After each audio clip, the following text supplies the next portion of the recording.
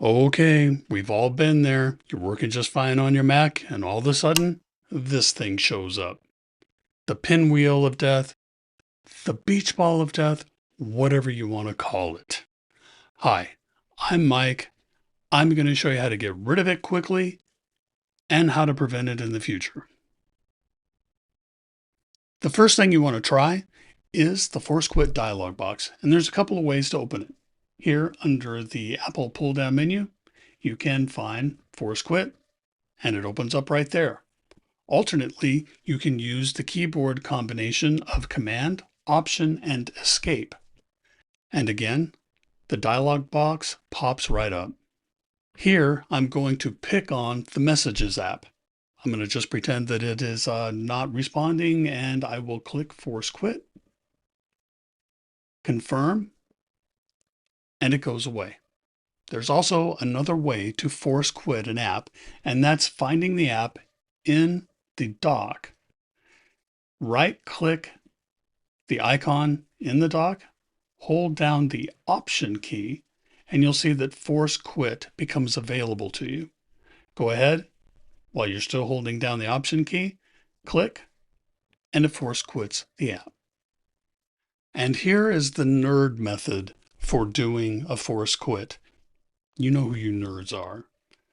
So I'm going to pick on Messages again, and I will open up Activity Monitor using Spotlight. It opens up. After a moment, it will show every process running on the computer. And make sure you're on the CPU tab here. And then let's just search for Messages. It shows up in the list. Click to highlight it. Up here in the toolbar, you can click the Stop button. At that point, you'll see the Quit and Force Quit options. We're just going to pretend that it's stubborn and quit won't actually quit it.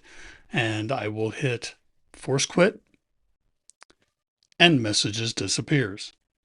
And while we're in the Activity Monitor, I just want to mention this is a good place to come in and take a look at the things that are on your computer running, whether they're overusing resources. This will give you a little bit of insight into that to optimize how your computer is running overall. Now, to be frank, there are times when Force Quit isn't actually going to solve the problem.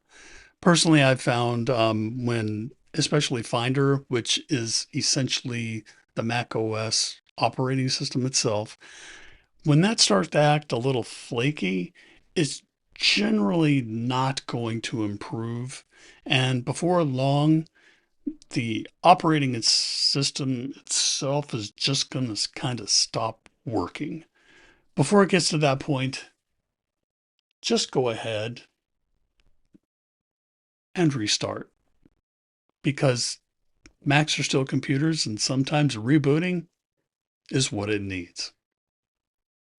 Real quick, before we get into ways of preventing the pinwheel of death, if you're finding this video helpful, please consider liking and subscribing. Macs are computers and apps are apps. Every now and then, they're going to act up on you and you're going to have to close them. But there are some things you can do to minimize the risks of overusing resources. The first thing that comes to mind is a lot of tabs in your browser. You can see here that I've got several tabs open. Each one takes a little bit of resources. Now, having a few tabs open, it's not a big deal. But when you just kind of keep opening them, and you might have tabs that are days, maybe weeks old, well, it's time to close it all out and start all over. Another issue that can impact your computer's overall performance is free storage space. Now, a lot of people think that your computer needs unified memory to allow you to run lots of apps.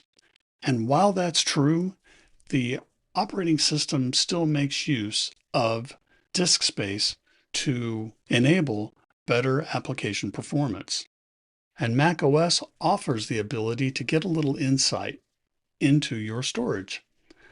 Under System Settings, then General, then Storage. It might take a moment for everything to calculate, but after a short period of time, you will be able to see the different categories of items that are on your storage device. You'll see here on mine, I have over 88 gigabytes of space, and that's actually pretty good for this system. Now you can examine the list and you can decide for yourself whether or not there's too many applications or if your documents collection has gotten a little large. If either of those cases are true, you can just remove a few apps, or you can archive your documents into a safe place to free up that storage space so that your operating system has a little more breathing room. Now, one important thing I want to show here is down here you'll see that system data is using over 12 gigabytes of space on my computer. Don't be alarmed by system data. The operating system will manage that for you. If you need space for other things, the operating system will minimize its use of the system data and allow you the best performance for what you're trying to do. So bottom line, again, I will stress, don't let system data scare you. One quick tip for people who might be experiencing this, every now and then, this page will show calculating forever about the different categories. Now, when that happens, what you need to do is rebuild the Spotlight Index. You're right, that doesn't make any sense at all, but it is something you need to do. And I actually have a link to an Apple support document that explains how to do it, and it's down in the description.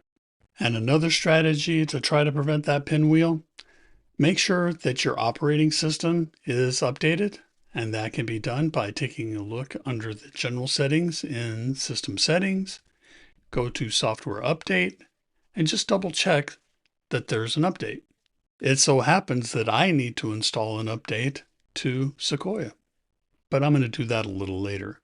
Another thing to check is the App Store app and make absolutely sure that the updates have been performed for all of your apps. Generally speaking, the latest apps and operating system updates should be applied to keep your system running as smoothly as it can to avoid those pinwheels. Another thing to consider is going to be your hardware. An older system, say 5 years and older, you're going to start to notice little things cropping up here and there because modern applications and operating systems are going to be just a little more demanding. And that older system might end up struggling just a little bit.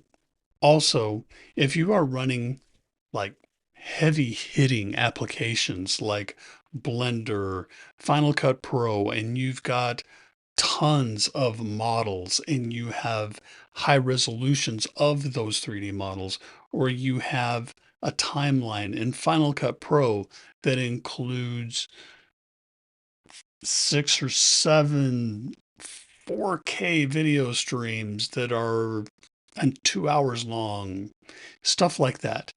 These are times when you are going to need more than the base model Mac computer.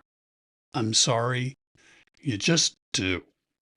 And I have another video where I go over Apple's MacBook laptops available here in mid-2025, and you can find that linked up here, and I'll have a link down in the description. Okay, so the next time that pinwheel or beach ball of death shows up on your computer, you know exactly what to do to get rid of it, and you have some solid strategies to prevent it from coming back.